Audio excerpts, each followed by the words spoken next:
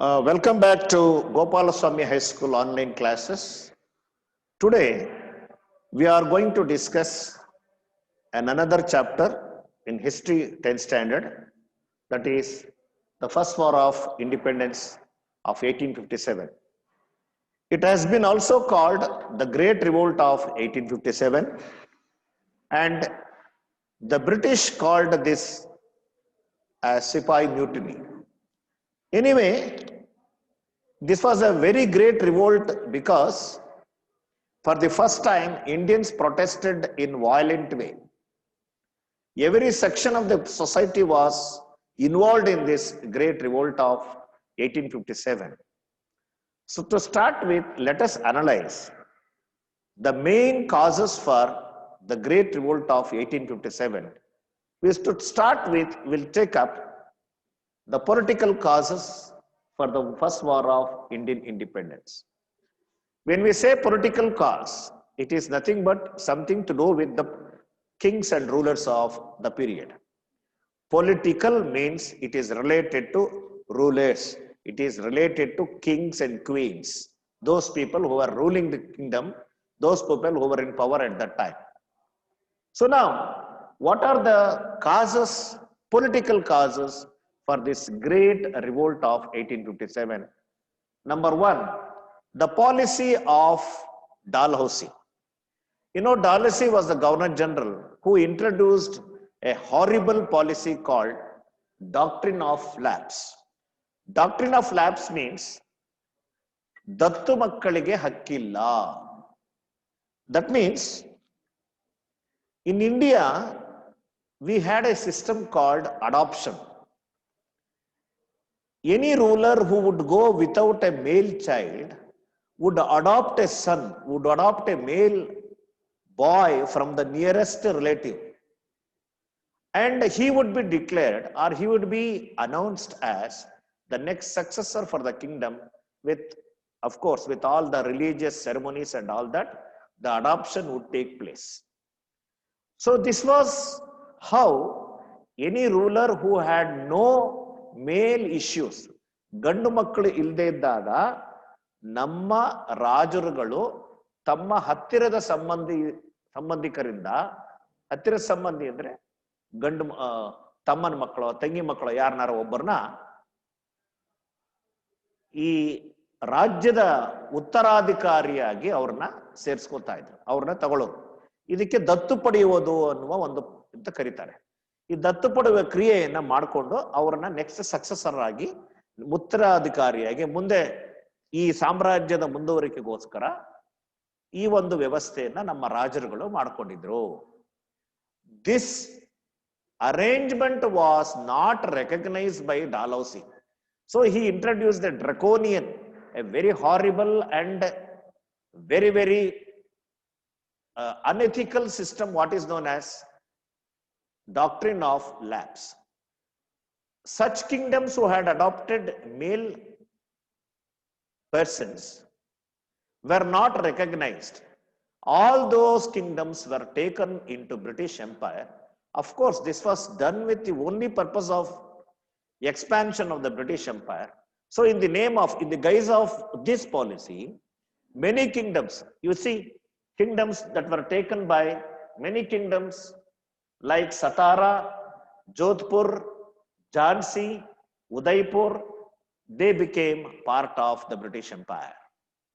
So this policy was done only to take away, only to usurp those kingdoms who had no male children, whose kings had no male children.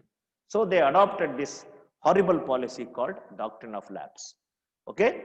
Dalhousie was the person who introduced this policy. So the problem did not stop at that level only. It still continued. You see how our rulers, kings and queens were disturbed by the British Empire. Next, you see, the kingship of Tanjavur and Carnatic Nawabs were abolished. See, this is the fate of Indian kings.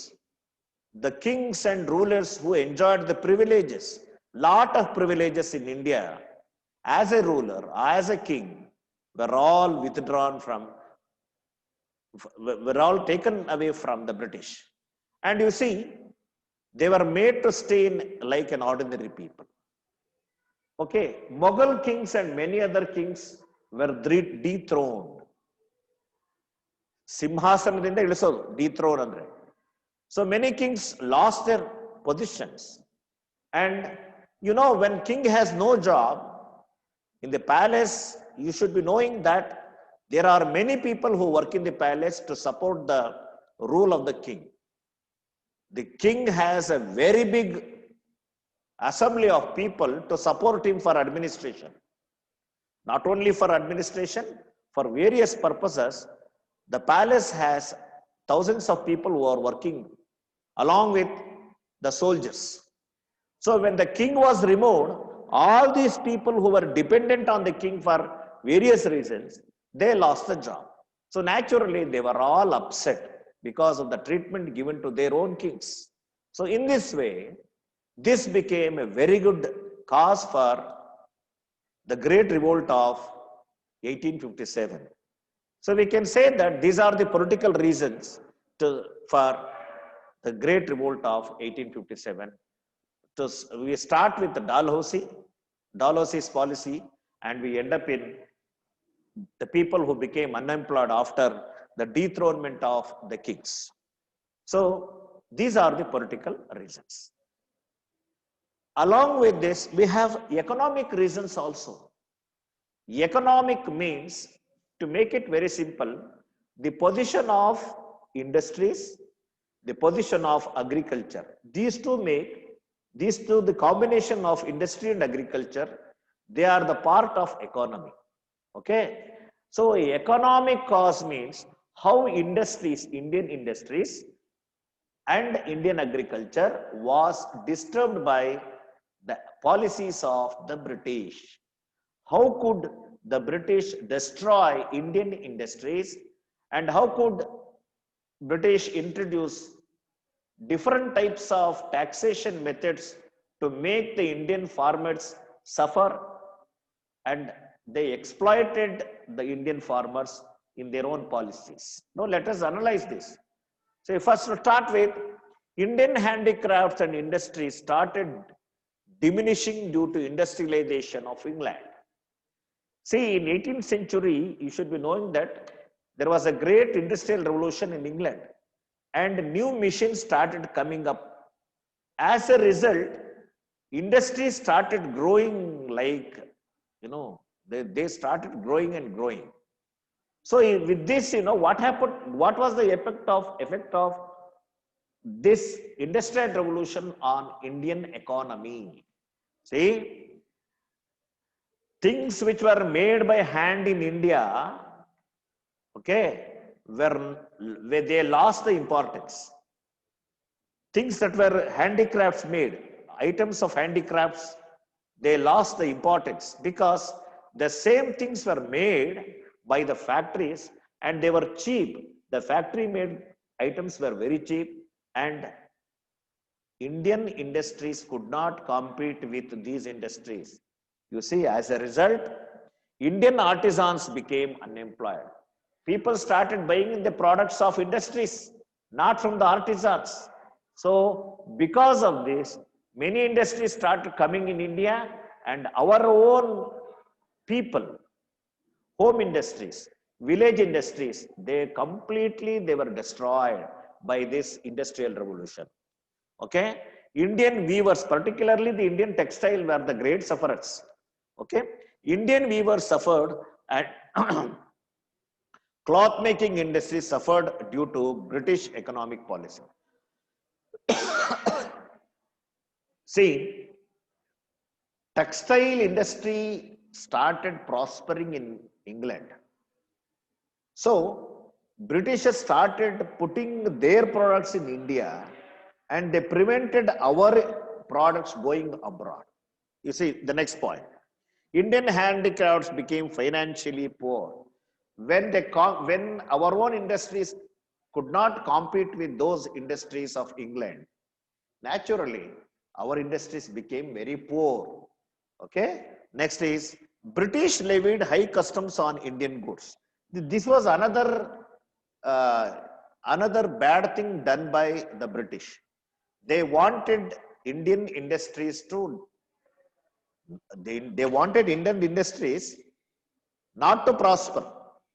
They wanted only the goods of the foreign goods to survive in India. Because of this, when our products went to other areas, I mean abroad, they levied heavy taxes on those goods which were coming out of India.